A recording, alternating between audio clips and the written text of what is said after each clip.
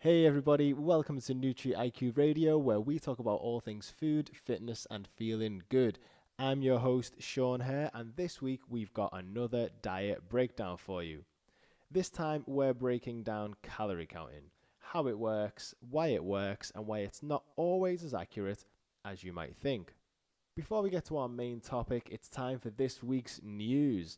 We recently partnered up with Atrium Fitness in Cambridgeshire.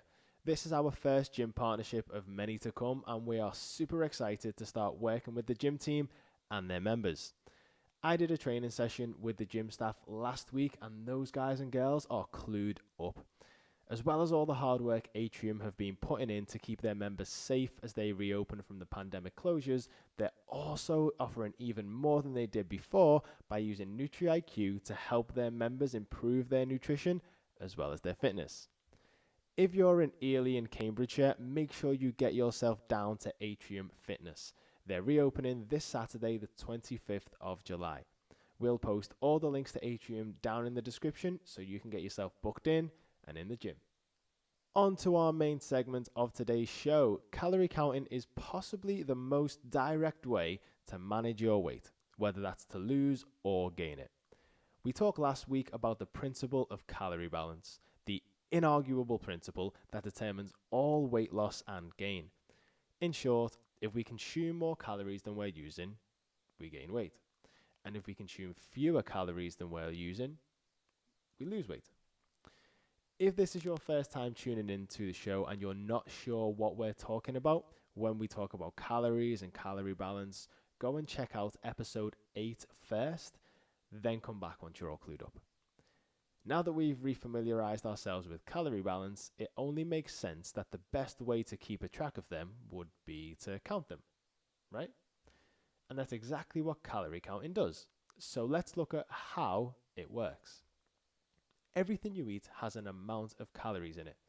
Most foods have the amount of calories listed per 100 grams or 100 milliliters on the label or packaging. And if they don't, say you grabbed an apple from your mum's fruit bowl or a slice of pizza while you were out shopping, a quick Google search will give you a decent enough answer.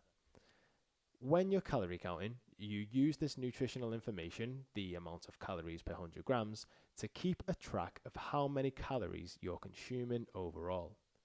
You weigh out your foods so you know how many grams of that food you're actually having, and then work out the total number of calories you've consumed based on that. You use a calorie calculator to give you a daily amount of calories to aim for, then track the amount of food you eat each day to hit that daily goal. And that's pretty much all there is to it, really. In terms of why it works, this is going to be the most direct diet breakdown we're ever going to do. As we mentioned earlier, if you want to lose weight, you need to be consuming fewer calories than your body is using each day. So if you use a calorie calculator to help you find the amount you need to aim for, all you need to do is hit that number and you'll get results. Simple. Let's look at the pros of calorie counting. First thing, as we've already mentioned, it's the most direct approach. There's no fluff, no smoke and mirrors, just straight to the point. As well as that, calorie counting actually gives you a lot of freedom and flexibility in your diet if you do it right. Understanding that weight loss simply comes down to your calorie intake can help to free you from some of the guilt and shame you've developed around certain foods. With calorie counting, no foods need to be off limits as long as you hit your daily calorie goal overall. Plus, if you make use of the idea of calorie banking, it makes things easier when it comes to your social life too. Many of us worry about social events when we're dieting because we feel like we can't have certain things or that we'll go overboard.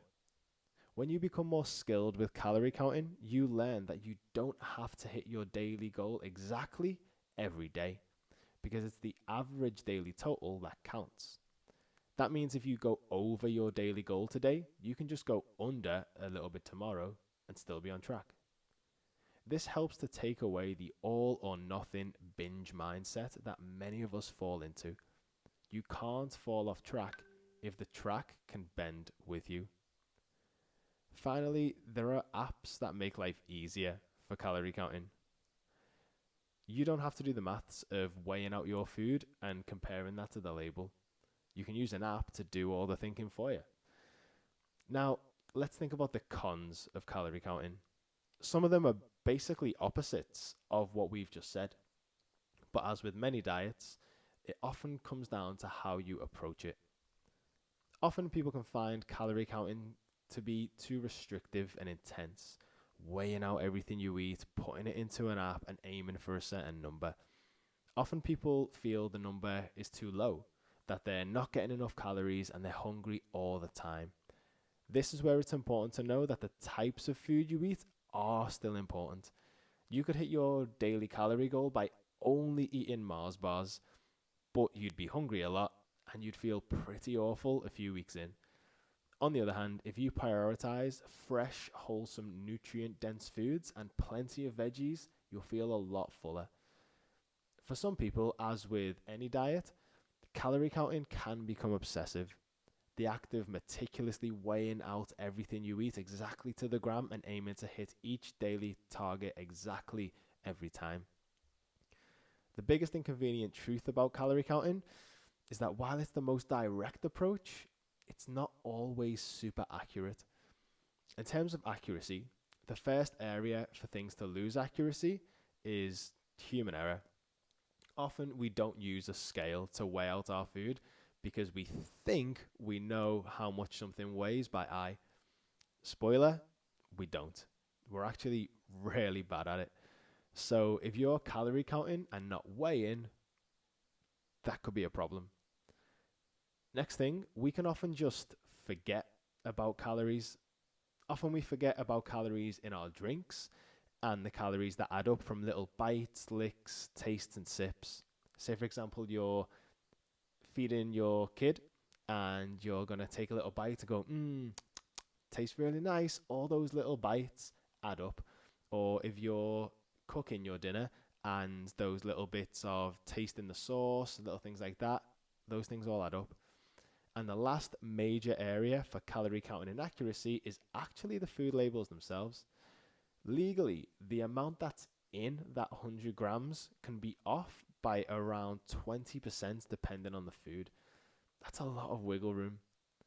The reason for this, though, is because manufacturers literally can't guarantee the exact amount of calories to be the same every single time in that food. Just think about vegetables, the start of the food chain.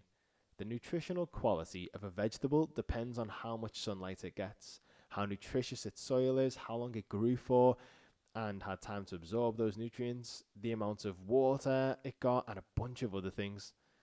Then expand that to every other thing we eat, and there's your wiggle room. Even processed foods come from something natural initially. To sum it up, calorie counting isn't without its drawbacks. It can become obsessive and restrictive if we don't approach it in the right way, and it's not always as accurate as we might like to think. However, it is still the most direct approach to hitting your calorie needs and achieving the desired result, whether that's weight loss, weight gain, or maintenance. It's straightforward, there's no fluff, and it's easy to make progress if you do it right. What diets have you tried in the past where you always wondered how they really worked? Let us know and we'll be happy to break it down for you. We want to clear the confusion around every diet and arm you with the knowledge of what's really going on. Let us know what diets you want us to break down by dropping an email to info@nutri-iq.net and use the subject line podcast. We'll drop that email down in the description. That's everything from me for this week. Next week, we're going to be looking at motivation. It's a slippery little devil, and we just never seem to have enough of it, do we? Well, that's about to change. Next week, we're going to learn the best way to get and stay motivated. So, thanks for tuning in to Nutri-iQ Radio this week. If you could give the video a like, that would be a massive help. And make sure you subscribe to the channel too so you don't miss out on any future videos. And finally, we want to know your thoughts on calorie counting. Is calorie counting something you've tried before, something you're following now? How did you find it and how's it going for you? Let us know down below.